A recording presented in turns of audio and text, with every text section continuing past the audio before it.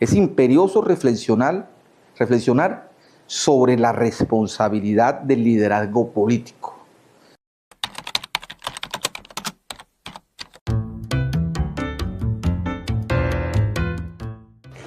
Un cordial saludo a todos nuestros lectores que cada domingo leen y escuchan los comentarios de nuestra columna de opinión. Todos los domingos tenemos la oportunidad de tener este espacio en el cual compartimos reflexiones de nuestro quehacer nacional e internacional. En esta ocasión voy a compartir con ustedes una reflexión alrededor de los hechos recientes, de lo que ha venido sucediendo en Colombia. La realidad colombiana todos los días es un libro abierto que nos invita a leerla, a pensarla y a comprenderla de mejor manera para que nuestro país pueda seguir adelante. Pareciera que muchas veces esa realidad adversa, compleja, violenta nos supera y eso exige de nosotros mayor responsabilidad y compromiso por el país. Así que esta columna de hoy es el complemento de muchas otras columnas que en algún momento he compartido con ustedes alrededor de esa violencia que se repite y se repite. Pareciera que fuese un hecho insuperable. Y creo que las posibilidades de transformación de este país pasan precisamente por superar esta violencia y poder convivir realmente con la diferencia. Entonces el reto que ha tenido pendiente la sociedad colombiana, poder convivir en medio de la diferencia, sin que eso implique excluirnos, marginarnos o matarnos, como ha sido la constante de nuestra historia. Así que quiero compartir esta reflexión con ustedes que he denominado Continuamos repitiendo.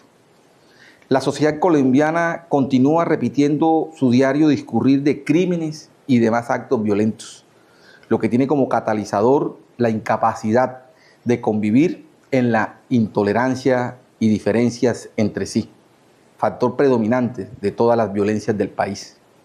Desde los inicios de la independencia y pasando por la construcción de la República, se ha venido construyendo una sociedad fundamentada en conflictos políticos, sociales, económicos y culturales aún no resueltos, que han arrojado como resultado una violencia perpetua, condenando a la sociedad a una espiral de muertes. Para validar lo anterior, es necesario revisar con detenimiento la historia de Colombia, en donde los tiempos actuales se han caracterizado por un alto nivel de degradación de la convivencia social. Por ello, es imperioso reflexionar sobre la responsabilidad del liderazgo político. A la vez, observar cómo incide en la transformación y bienestar social. Como señala el profesor Boaventura de Sousa Santos, cuando se refiere al peso de la historia pertinente en los actuales momentos de la realidad nacional, el peso de la historia es variable. Hay periodos en los que la historia es pesada y en otros liviana. Los periodos pesados generan desalientos, resignación. Al parecer no podemos cambiar, no existen alternativas ni fuerzas que generen opciones. Las generaciones que viven en periodos de historia pesada se denominan huérfanas. Lo anterior para hacer referencia a la generación que emerge a partir de los años 90, no solo en Colombia, sino a nivel global. Una época de cierre definida por Fukuyama como el fin de la historia. Fin de una época, un mundo sin posibilidades, un mundo sin futuro, lo que trajo como consecuencia un periodo de la historia huérfano en comparación con épocas anteriores. Para comprender lo dicho, basta revisar la historia colombiana y reflexionar cómo la generación que antecedió a la década de los 90 se caracterizó por su ímpetu y liderazgo utópico para transformar. Claro está, fue una época de amplia y masiva politización ideológica, tendiente a materializar determinado modelo de sociedad que, entre otras cosas, no fue posible, pero condujo a una generación a un modo de exterminio en unos casos planificado y en otros con mártires. Cuando recordamos lo que fue esa generación inaugural que vivenció Colombia y que las fuerzas oscurantistas y retardatarias de siempre impidieron su ejercicio, su capacidad intelectual y moral como opción transformadora y de cambio, podemos decir que frenó desde la violencia y la guerra una generación inaugural, entusiasta y utópica que pudiera desplegar su potencial creativo e innovador. Posiblemente el presente fuera distinto.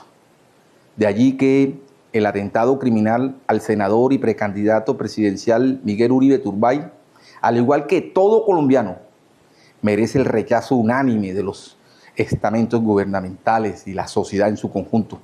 Asimismo, reaccionar frente al tipo de sociedad que estamos viviendo. Vivimos tiempos de posverdades, donde impera una nueva concepción de democracia y debate político, marcado por la ausencia de reconocimiento y respeto por el otro, creando con esto un escenario de mutua satanización. Asistimos a tiempos de incertidumbres fabricadas, construcción de relatos, narrativas y ficciones que tienen como finalidad controlar la subjetividad e imponer nuevos discursos sobre la verdad. En este nuevo escenario tienen responsabilidades los líderes políticos y los medios de comunicación. Solo ellos pueden construir un espacio en donde el debate público se caracterice por la prevalencia del mejor argumento. A su vez, este sea lo único permitido y no la violencia. En estos momentos donde la historia es muy pesada y nuestra generación está huérfana de cambios, sin alternativas y fuerzas que la impulsen por un camino distinto al pesimismo, la narrativa del miedo, la desinformación y el desencanto, en estos momentos de polarización, satanización ideológica y mesianismos redentores, es cuando realmente necesitamos liderazgos con ímpetu, visión y entrega que dignifiquen el ejercicio de la política y la sitúen al servicio de la vida misma. Era compartir esta reflexión con ustedes. Es una reflexión de presente alrededor de toda esta complejidad social, no solo en Colombia, sino en el mundo. Asistimos a un mundo que se autoaniquila, se autoextermina.